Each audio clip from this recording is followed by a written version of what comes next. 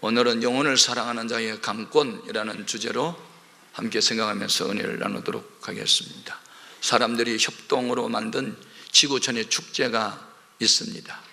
그것은 월드컵과 올림픽입니다. 4년마다 한 번씩 돌아오는 이 올림픽이나 월드컵, 자기 나라에 유치하려고 경쟁이 치열합니다. 제가 30년 전에 유럽을 나갔는데 대한민국을 잘 모르는 사람들이 많았습니다. 그러나 88 올림픽 치르고 난 이후에 또 2002년 한일 월드컵을 하고 난 이후에 세계에 나가면 어느 나라 공항이든지 어서 오십시오, 환영합니다, 한글로 써놨습니다. 이것은 스포츠라는 축제를 통해서 나라가 많이 알려진다는 것을 알게 됩니다. 그런데 우리 기독교 안에 축제가 있는데 그것은 성탄절, 부활절, 그리고 추수감사절입니다. 추수감사절의 유래는 1620년 9월 7일 날 어른 70명, 어린아이 32명, 모두 102명이 오리의 꽃이라는 배를 타고 대상을 건넜지요. 메리 여왕의 박해를 피해 신앙의 자유를 찾아서 그해 11월 21일 날 플리머스 항구에 도착합니다. 그해 몹시 추웠습니다. 감기 걸리고 병으로 죽은 사람이 몇이 있었습니다. 그 시신들을 플리머스 항구를 바라보는 그 산에다가 묻고, 그리고 인디언들의 도움을 받아 그 이듬해 씨를 밭에 뿌리고 1621년 11월 21일 날 청교도 지도자였던 스탠타시라고 하는 사람이 거기 인디언 주장과 인디언들 90여 명을 초청하지요. 그때의 청교도는 50여 명밖에 남지 않았습니다. 그들이 모여서 하나님께 감사 예배를 드리는 것이 오늘날 추수감사절 유래가 된 것입니다. 그런데 이 추수감사절보다 더 위대하고 우주적 잔치가 하나 있는데 그것은 바로 천국 잔치입니다. 성부 하나님께서 큰 잔치를 베풀었는데 누구든지 잔치에 오기만 하면 천국의 맛을 보게 하고 영생을 얻게 하겠다고 하는 전도 축제가 바로 하나님이 이루시는 아주 우주적 축제입니다. 오늘 본문 말씀의 내용은 어떤 사람으로 비유되어 나오는 이 어떤 사람은 하나님을 의미합니다. 큰 잔치를 배설했다. 그것은 천하만민 구원을 위하여 누구든지 주님 앞에 나오라고 하는 이런 잔치에 초청을 하고 종들을 통해서 구원받을 사람들 다 데려오라 했는데 반응은 두 가지입니다. 부정적 반응, 이유와 핑계를 대고 또 반대하면서 오지 않은 사람도 있고, 그 잔치에 초대받은 것을 황송하게 생각하고 와서 잔치를 함께 즐기는 사람이 있었습니다. 우리가 전도를 하다 보면 언제나 반응은 두 가지로 나타납니다. 첫 번째 반응은 전도할 때 부정적 반응을 보인 사람들이 있습니다. 그런 대부분 부자들입니다. 그리고 인생관을 쾌락에다가 두는 사람들은 거의 복음을 거절합니다.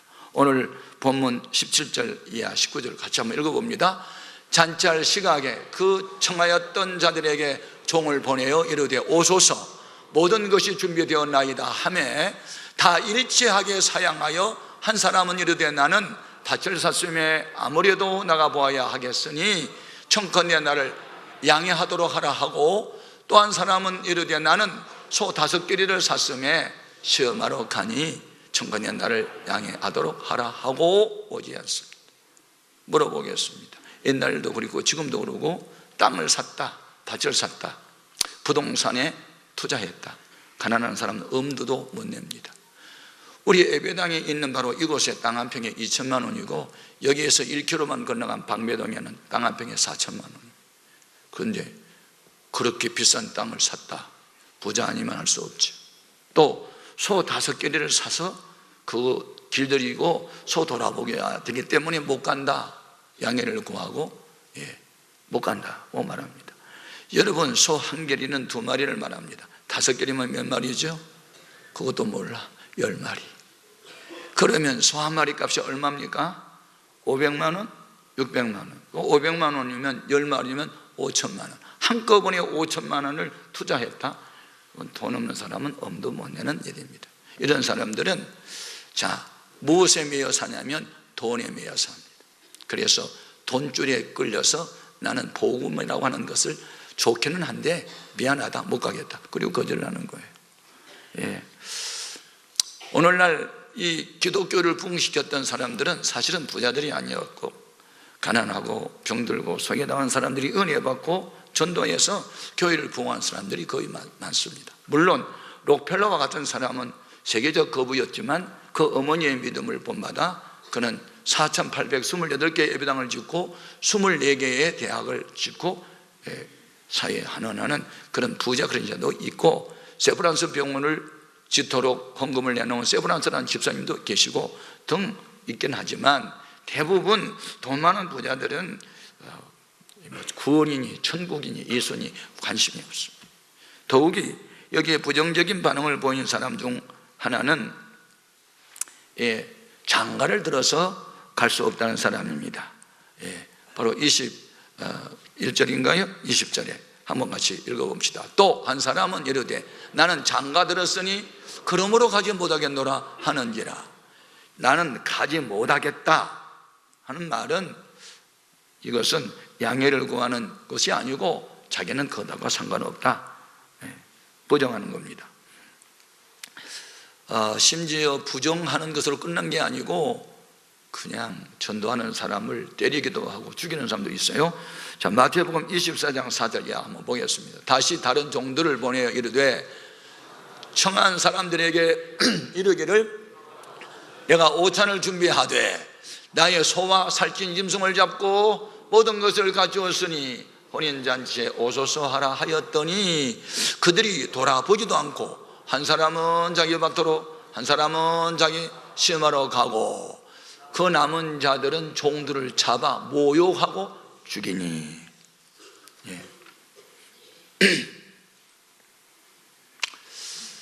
베드로도 전도하다가 십자가형으로 순교당했고, 로마 시민권을 가졌던 사도 바울은 전도하다가 참수형 칼에 목에 잘려 죽었습니다. 모두 다 기독교 역사는 전도하다가 죽은 사람들 이야기입니다. 그래서 죽을까 봐서 전도 안 합니다. 욕 얻을까 봐서 전도 못 합니다. 그렇게 하시겠습니까? 감옥에 끌려가고 매 맞고 죽어도 전도하시겠습니까? 아무 말도 안 하십니까? 어떻게 예수를 믿어야 합니까? 여러분, 천국이 있음을 믿으면 아멘, 지옥도 있다 믿으면 아멘. 그러면 이 세상에서의 소망은 안개 같아요. 해가 뜨면 안개 사라져요. 우리 여러분의 육체적 삶은 풀잎에 맺힌 이슬이요, 바람 불면 이슬은 떨어져요. 여러분 출세했다 성공했다 꽃에서 피어나는, 아니 풀에서 피어나는 꽃이요, 백여롱 100일 동안 핀다 하여 백여롱 100일이 지나면 그 꽃도 쳐요. 여러분 인생은 그냥 낙원이에요. 인간은 육체와 영혼으로 구성되어 있어요. 육체는 죽으면 한 줌의 흙으로 돌아가지만 영혼은 불멸의 존재예요. 예수 믿고 죄 사함 받은 영혼 천국에서 영원히 살고, 그렇지 못한 영혼 지옥에서 영원히 고통 중에 있는 거예요. 인생의 나그네임을 기억하고 우리가 이 세상에 살아가는 동안에 하나님을 경외하는 믿음으로 살아야 돼요. 그리고 영생 천국에 대한 소망을 갖고 살아야 돼요. 이것을 알고 믿었던 사람들이 선교사로 우리나라에 왔어요. 1884년 4월 5일 언더우드 아펜젤러 두 선교사가 재물포항에 와서 뭐 했어요? 그때 조선 말년에 우리나라는 너무 가난했어요. 문맹자도 많았어요. 학교 세워서 글 가르쳐주고, 아픈 사람도 많았어요. 병원 지어 병도 고쳐주고, 가난한 사람 너무 많았어요. 우유, 옥수수 가루 갖다가 먹이고 옷 갖다 입히면서 전도했어요. 그래서 대한민국의 근세사는 기독교를 배제하고 말할 수 없어요. 그리고 기독교 인구가 많아지면서 민주화 운동도 일어나고 기독교인이 많아지면서 NGO도 많아지면서 우리나라가 잘 살게 됐어요. 그래서 복음만이 소망입니다. 아멘. 그런데 제가 유럽에 저 오세아니아 쪽에 뉴질랜드, 호주 가보면요, 복지국가, 소위 잘 사는 나라 가보면 잘 사는 나라일수록 예수를 안 믿어요. 기도도 안 해요. 그리고 늘 5일 근무하고 토요일과 주일날은 놀러 다녀요. 그래서 교회들이 텅텅 비었어요. 이게 말세의 현상이에요. 그러면 돈 많이 벌어서 여행 다닌 그들은 정말 행복할까? 물어보세요. 그렇지 않습니다. 오히려 지적 수준 높고 경제 수준 높은데 예수를 떠난 사람들은요, 고통이 많아요. 이상하지요? 그게 말세의 현상이에요. 그래, 말세에 사람들이 지적 수준 높아지고 경제 수준 높았는데 왜 고통을 당할까? 이유를 정확하게 밝혔어요. 이유는 간단해요. 사랑해야 할 대상을 사랑하지 않고 사랑해서는 안 될 대상을 사랑하게 돼요. 사랑의 대상을 바꿈으로 그게 타락이고 그게 오는 고통입니다. 우리가 진정으로 행복을 누리기 위해서 사랑해야 할 대상은 하나님과 다른 사람을 사랑해야 됩니다. 그런데 하나님 대신 돈을 사랑하고 하나님 대신 쾌락을 사랑하기 때문에 고통이 따라왔다고 디모데후서 3장 1절 같이 확인해 봅니다. 너는 이것을 알라. 말세에 고통하는 때가 이르니 이후 사람들이 자기를 사랑하며 돈을 사랑하며 자랑하며 교만하며 비방하며 부모를 거역하며 감사하지 아니하며 거룩하지 아니하며 무정하며 원통함을 풀지 아니하며 모함하며 절제하지 못하며 사나우며 선한 것을 좋아 아니하며 배신하며 조급하며 자만하며 쾌락을 사랑하기를 하나님 사랑한 것보다 더하며 경건의 모양은 있으나 경건의 능력을 부인하는 자니 이 같은 자들에게서 네가 돌아서라. 사랑의 대상 하나님, 사랑의 대상 모든 사람, 여기에서 사랑의 대상을 돈으로 쾌락으로 바꿨을 때 고통이 따랐다. 다시 말하면 죄가 고통을 불러왔다. 죄는 하나님 말씀을 떠난 것입니다. 저는 우리 교회 성도들이 돈을 많이 벌 수 있기를 바랍니다. 그 정도 아멘에서 돈을 벌겠나? 돈을 많이 벌 수 있기를 바랍니다. 그리고 의미 있고 가치 있고 사람을 살리는데 돈을 많이 쓰시기 바랍니다. 그래서 이제 첫 번째 전도 대상자들은 이제 오지 않았죠.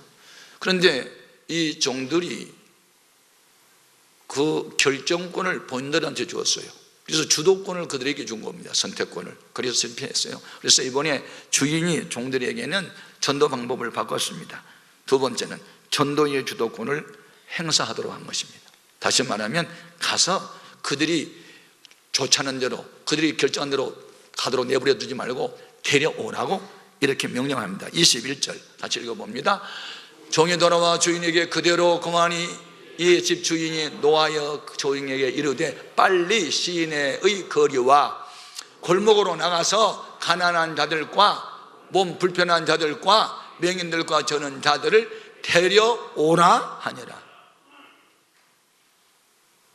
그들에게 선택권을 주지 말고 가서 데려오라. 적극적인 방법을 써라. 데려오라. 동사입니다. 움직여라는 움직여라. 여기 어디로 가라고요? 시내의 거리. 이 시내의 거리를 원문에 보니까 많은 사람들이 왕래하는 그런 지역, 그리고 사람들이 많이 모여있는 광장, 그리고 골목은 가난한 사람들이 살고 있는 좁은 골목, 병든 사람들이 살고 있는 지역으로 가라. 그들을 가서 데려오라. 선택권을 그들에게 주고 주들이 주도하도록 하지 말고 전도 주도권을 너희들이 잡고 가서 적극적으로 데려오라. 그래서 그들이 구원받도록 하라는 겁니다. 여러분, 전도를 소극적으로 하면 안 됩니다. 적극적으로 해야 됩니다. 가서 데려와야 됩니다. 데려오기 전에 우리는 먼저 하나님께 기도해야 됩니다. 그들의 마음의 문이 열리지 않으면 데리러 가도 안 오니까 그 마음의 문을 열어주신 분은 주님이십니다. 바울이 발레토에 가서 전도할 때 주께서 루디아라고 하는 여자의 마음의 문을 열어주셔서 바울의 말을 청종하게 했다고. 그래서 우리는 기도해야 합니다. 여러분, 작은 골목, 좁은 골목, 가난한 사람들이 모여 사는 곳, 병든 사람이 모여 사는 곳, 소망이 없고 상처받은 사람들이 있는 곳, 그것이 어디입니까? 그것이 바로 여러분의 가정일 수 있습니다. 여러분의 가정에 어린 자녀들 수 있고, 삶의 의욕을 상실한 부모님일 수도 있고, 여러분 주위에 있는 친구나 직장 동료 중에 그런 사람이 있습니다. 그런 사람 데려오라는 겁니다. 저는 성경에서, 그리고 기독교 2000년 역사 가운데 훌륭한 기독교 인물들이 있는데, 그 배우를 조사해 보면 한결같이 그들을 위해서 기도하는 어머니들이 있었어요. 왜 어머니의 기도를 그렇게 잘 들어주실까요? 어머니는 자식을 정말 사랑해요. 자기 태에서 난 자식을 잃을 수가 없어요. 그래서 자식의 아픔이 바로 엄마의 아픔으로 이어가요. 그들의 기도는 가식적인 것이 없어요. 중심적으로 나는 기도가 있어요. 그리고 내 자식을 살릴 수만 있다면 나는 수치와 고난다, 죽음도 나는 불사하겠다. 그게 어머니의 마음이에요. 그래서 그 어머니의 기도를 하나님은 절대로 외면하지 않아요.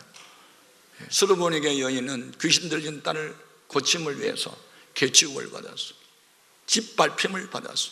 그래도 나는 뭉개지고 깨어져도 내 딸을 구원을 할 수만 있다면 나는 이 일을 감수하겠다고 포기하지 않는 사랑으로 매달렸더니, 딸아, 내 믿음이 크도다, 내 소원으로 될지어다 하시니 그 시로 그의 딸을 괴롭히던 귀신은 떠났습니다. 사랑의 결과였습니다. 우리 장로님들, 권사님들, 집사님들 자녀들 위해서 기도해야 되고, 우리 엄마 아빠 예수 믿지 않아 자식들이 울며 기도하면 눈물로 씨를 뿌리는 자 반드시 기쁨의 날을 거두게 할 줄로 믿습니다. 우리 크리스찬들은 두 가지 상반된 신분을 갖고 살아야 됩니다. 천국을 유산으로 얻기 위해서는 하나님의 자녀라는 신분, 또 하나 더 많은 영혼들을 건져내기 위해서는 잔치집의 종. 지금 큰 잔치를 벌려놓고 길거리로 나가서 구원의 대상을 데려오라, 종을 통해서 그 일을 하잖아요. 종이라는 말은 주권이 없어요. 주권은 주인에게 있고, 주인이 시킨 대로 순종하는 것, 주인을 위해서 충성하는 자가 종의 신분입니다. 여러분은 자녀라는 권세만 누리려고 하지 말고 주인이 시키는 일 데려오라, 복종하는 종이 되어야 합니다. 우리 사람이 부리는 종들 가운데 도구도 종일 수 있지만 짐승도 사람이 부리는 종일 수 있잖아요. 사람이 부리는 종으로서 짐승 중에 소가 있어요. 저는 농촌 출신이기 때문에 소에 대해서 알고 있어요. 네. 소는요, 출생 10개월이 되면 코를 뚫어요. 그래서 콧뚜레로 어거해요. 그리고 주인이 손으로 줄을 잡아요.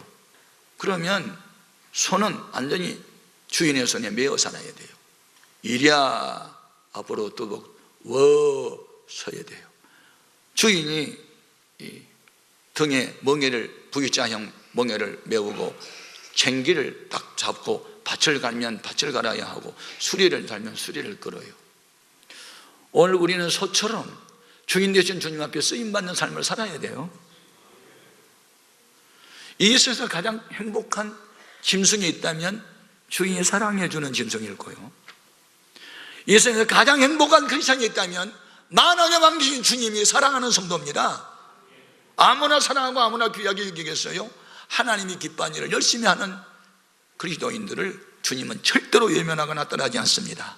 그런데 사람을 복음을 전해서 전도하는 일은 십자가를 지지 않으면 불가능합니다. 종은 자기 주장이나 계획이나 그런 것이 있으면 종이 될 수가 없잖아요. 자기가 완전히 사라지고 자기를 부인하고 오직 나의 삶은 주인만 있다, 주인만 있다, 주인이 보내는 곳에 주님이 하라는 일에 나는 충성을 다하겠다, 그게 자기 부인이고 그게 사명의 십자가입니다. 우리는 주님을 믿고 따를 때 자꾸 내 생각을 가지고 주님하고 팽팽하게 줄다리기 하면 안 되고 주님에게 끌려가는 우리가 되어야 될 줄로 믿습니다. 마태복음 16장 24절인데 같이 읽어봅니다. 예수께서 저희들에게 이르시되 누구든지 나를 따라오려거든 자기를 부인하고 자기 십자가를 지고 나를 따를 것이니라. 아멘. 데려오는데 세 번째 한 단계 더 높여서 사랑하기에 강권해야 합니다. 강권. 자, 22절 23절 같이 읽어봅니다. 종이 이르되 주인이여 명하신 대로 하였으되 아직도 자리가 있나이다. 주인이 종에게 이르되 길과 산을 다리가로 나가서 사람을 강권하여 데려다가 내 집을 채우라. 자, 여기에서 길은 도시 밖에 있는 길, 그 다음에 산울타리는 울타리처럼 둘러싸여 있는 산줄기, 어느 경계선을 말하는 것인데, 이것은 신학적으로 유태인만을 위한 전도하지 말고 이방인께까지도 가라, 그런 뜻이에요. 예루살렘, 유대, 사마리아 땅 끝까지 그런 말하고 일맥상통한 겁니다. 여러분, 전도의 대상은 만민입니다. 자, 마가복음 16장 15절 같이 읽어봅니다. 또 이르시되 너희는 온 천하에 다니며 만민에게 복음을 전파하라. 전파하는데 이제는 데려오는 정도가 아니고 강권해라. 이 강권이라는 말은 헬라 말로 아난카조라는 단어를 썼는데 우리말로 번역하면 반드시 이루어져야 할 목적이 이루어질 때까지 포기하지 말라. 목적을 이룰 때까지 중단하지 말아라. 계속해라. 그게 강권이에요. 내가 누구를 전도하기로 마음에 작정했으면 그가 예수 믿어 구원받을 때까지는 포기하지 말고 끈덕지게 매달려서 구원하라. 그게 강권이에요. 내 사랑하는 자식이 병이 나서 열이 나고 음식을 토하고 파리하게 죽어간다. 그런데 의사가 처방되는데 이 약을 먹이면 낫소. 그러면 부모가 쓴 약을 아이는 안 먹으려고 해도 어떻게 강권해서 때려서라도 먹여요. 왜? 살리기 위해서. 그게 강권이라고. 사랑하면 강권하도록 되어 있어요. 내 사랑하는 자가 죽음의 길로 가고 있는데 내가 보고만 있다? 안 그래요. 가서 목숨을 걸고 산재내는 거죠. 여러분, 우리가 죽어가는 사람을 보고도 못 본 척 지나간다? 방조죄입니다. 살인방조. 지금 예수 안 믿으면 저 영혼이 지옥 가는데 알고서도 전도 안 한다? 살인방조죄에 해당하지 않겠습니까? 오늘 우리는 예수 그리스도 십자가 복음 외에는 구원의 길이 없음을 알기 때문에 우리는 강권해서라도 복음을 전해야 하는 것입니다. 언제? 오늘, 지금 이 시간, 이후부터라도. 내일은 내 날이 아니에요. 하나님이 우리에게 주시는 건 오늘만 있을 뿐이에요. 오늘 바로 살아야 내일도 바로 사는 거예요. 아멘. 고린도후서 6장 2절을 읽어봅니다. 이르시되 내가 은혜 베풀 때에 너에게 듣고 구원의 날에 너를 도왔다 하였으니 보라 지금은 은혜 받을 만한 때요 보라 지금은 구원의 날이로다. 지금이요, 지금. 예. 여러분은 교회 생활을 하면서 여러분이 전도를 해서 구원을 받고 교회 다니는 사람이 있어요? 만약 있다면 여러분이 복음을 가지고 그들을 낳았어요. 사도 바울은 장가가지 않았어요. 결혼하지 않았어요. 육신의 자녀를 낳은 일이 없어요. 그런데 그가 말해요. 내가 복음으로 너를 낳았다. 바울이 전도해서 구원받는 사람을 자기의 자식으로 생각하고 내가 너를 낳았다는 말을 했어요. 고린도전서 4장 15절 같이 한번 읽어볼까요? 그리스도 안에서 1만 스승이 있으되 아버지는 많지 아니하니 그리스도 예수 안에서 내가 복음으로서 너희를 낳았습니다. 여기에서 너희는 고린도 교회 성도를 낳았다. 바울이 1년 6개월 동안 머물면서 고린도 지역에 있는 사람들 전도했어요. 그래서 세운 교회가 고린도 교회인데 고린도 교회 성도 여러분은 내 영적 자녀들입니다. 내가 여러분을 낳았잖아요. 이렇게 말을 합니다. 여러분이 복음으로 사람을 낳은 일이 있냐고요. 전도 열매가 있어요. 이것이 전도 열매가 있을 때 그리스도인이에요. 예수님의 제자예요. 요한복음 15장 8절에 너희가 전도 열매를 맺을 때 내 제자가 되리라고 했어요. 오늘 우리는 전도를 열심히 해야 될 줄로 믿습니다. 전도 열심히 하면서 무슨 기도를 하면 어떤 기도를 하든지 다 들어준다고 약속합니다. 요한복음 15장 16절인데 같이 읽어봅니다. 너희가 나를 택한 것이 아니요 내가 너희를 택하여 세웠나니 이는 너희로 가서 열매를 맺게 하고 또 너희 열매가 항상 있게 하여 내 이름으로 아버지께 무엇을 구하든지 다 받게 하려 함이라. 무슨 기도를 하든지 다 응답하는 거 전도하는 사람이라고 약속합니다. 왜냐하면 전도를 통해서만 복음을 들을 수 있고 복음을 들어야만 예수를 믿을 수 있고 예수를 믿어야만 구원을 받을 수 있기 때문에 듣지 않는 복음을 어떻게 믿어요? 믿지 않고 어떻게 구원을 받아요? 그래서 우리는 복음을 전하는 사람이 되어야 합니다. 그래서 주님이 복을 약속한 사람들은 아무에게나 약속한 게 아니고 이렇게 전도 열매 맺는 사람들은 무슨 기도를 해도 내가 다 응답하겠다고 약속했으니, 여러분 죽어가는 사람을 바라만 보지 말고 불쌍히 여기서 가까이 가서 적극적으로 시간, 내 몸 그리고 물질까지 투자해서 그 영혼을 살리는 일에 적극성을 띄워보십시오. 여러분의 생애를 하나님 보장해 줄 줄로 믿습니다. 그 같은 은혜의 길을 주님의 이름으로 축복합니다.